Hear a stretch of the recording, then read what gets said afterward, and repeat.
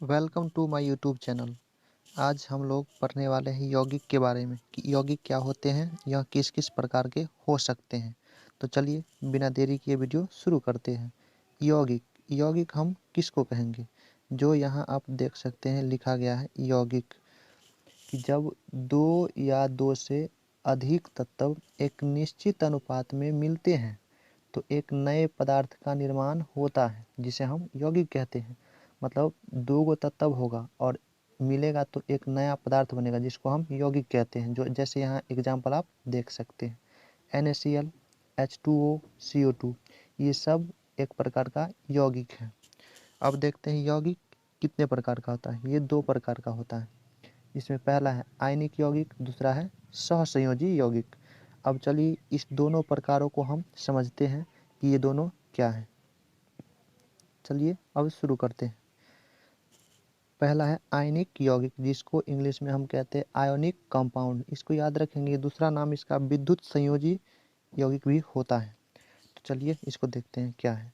जब विद्युत धनात्मक तथा विद्युत ऋणात्मक तत्व आपस में संयोग करते हैं तो एक नए यौगिक का निर्माण होता है जिसे आयनिक यौगिक कहा जाता है। मतलब कि एक तत्व तो प्लस वाला होना चाहिए, दूसरा माइनस वाला होना चाहिए। दोनों यदि मिलता है तो एक नया यौगिक बनता है जिसको कहते हैं हम आयनिक यौगिक। जैसे यहाँ लिखा हुआ देख सकते हैं, NaCl बन गया NaCl, Ca+Cl बन गया CaCl, ये कहलाएगा आयनिक यौगिक। अब देखते हैं आखिर ये दोनों इस तरह से कैसे बन जाता है। चलिए इसको अब देखते हैं। इसको आप याद रखेंगे जो यहाँ लिखा गया है। जैसे यहाँ पर x कोई तत्व है और y भी कोई तत्व है। इस पर जो आवेश है वो A है और इस पर जो आवेश है वो B है। जब ये दोनों तत्व को आपस में जोड़ा जाता है तो इसका B इसके नीचे लिखा जाता है और इसका A इस y के नीचे लिखा जाता है।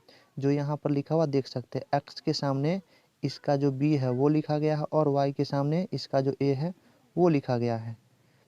तो आप इसको समझ चुके होंगे। जैसे यहाँ एग्जाम्पल में आप देख सकते हैं Ca+2 और Cl-2। ये Ca+2 कैल्शियम का संयोजकता है और -1 ये क्लोरीन की संयोजकता है। इस दोनों संयोजकता को आपस में बदल दिया गया। मतलब इसका संयोजकता को हम इसके नीचे लिख दिए हैं और इसका जो संयोजकता है वो इसके नीचे लिख दिए हैं, जो यहाँ पर आप देख सकते हैं। ये दोनों मिलकर बना लिया CaCl2। यहाँ 1 को लिखा नहीं जाता है और ये प्लस माइनस को भी लिखा नहीं जाता, सिर्फ संख्या को लिखना होता है, जिसके कारण इसको एक सिंपल रूप में देख सकते हैं। हम लिख चुके हैं यहाँ पर CaCl2। जैसे मान लीजिए अब Mg+2 जो मैग्नीशियम की संयोजकता है और Cl-1 जो क्लोरीन की संयोजकता है। जब ये दोनों को हम जोड़े हैं तो क्या बन गया है MgCl2। बस इस वाले संयोजकता को इसके नीचे लिख देना है और ये वाला जो संयोजकता है उसको उठा करके इसके नीचे लिख देना है। बस जो यौगिक बनना होगा वो बन जाएगा, आपको इसमें कुछ सोचना नहीं है। तो अब देखते हैं इसका नेक्स्ट क्या है। जैसे कि यहाँ लिखा हुआ है सहसंयोजी यौगिक। सहसंयोजी यौगिक क्या होते हैं? तो इसमें लिख चुका है कि जब दो विद्युत ऋणात्मक तत्व, मतलब दोनों के दोनों ऋणात्मक यानी माइनस वाला ही होना चाहिए, जिसका संयोजकता दोनों का माइनस हो उसी दोनों तत्व को लेना है, आपस में संयोग करते हैं तो एक नए यौगिक का निर्माण होता है जिसे सहसंयोजी यौगिक कहा जाता है। जो यहाँ पर एग्जाम्पल देख सकते हैं। जैसे यहाँ पर लिखा गया है C-4, मतलब कार्बन की संयोजकता -4 है।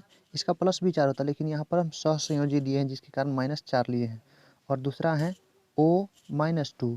जब इस दोनों को हम जोड़े हैं तो ये C, इस वाला को तो यहाँ हम नीचे लिखते हैं और ये वाला को यहाँ पर इसके नीचे लिखते हैं। ये दोनों कट गया है 2 बार में, जिसके कारण हम यहाँ पर लिखे हैं CO2। आशा करते हैं आप ये समझ गए होंगे। Thanks for watching this video.